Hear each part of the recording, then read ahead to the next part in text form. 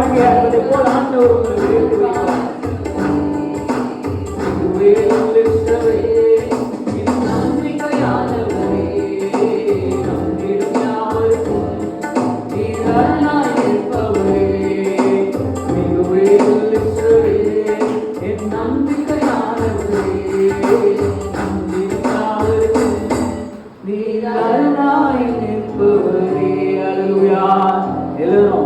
கண்களை மூடி ஆண்டவரே, எங்களுக்கு நீர் அரணாய் நின்று கொண்டிருக்கிறீர் ராஜா.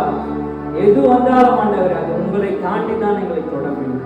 ஆண்டவரே, சேனைகளின் கர்த்தர் எங்களுக்கு முன்பாக வீற்றிருக்கும் போது எந்த ஒரு ஆபத்தும் எங்களை அணுகாது, நேரிடாது.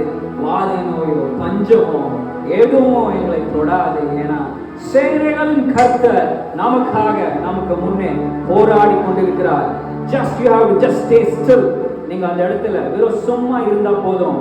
உங்களுக்காக யுத்தம் செய்ய நம் சேனைகளின் கர்த்தர் அந்த இடத்துல இருக்கிறார். அவரை நம்புங்க. நிச்சயமாக நீங்கள் எதிர்பார்த்து கொண்டிருக்கிறது உங்களுக்கு நடக்கும்.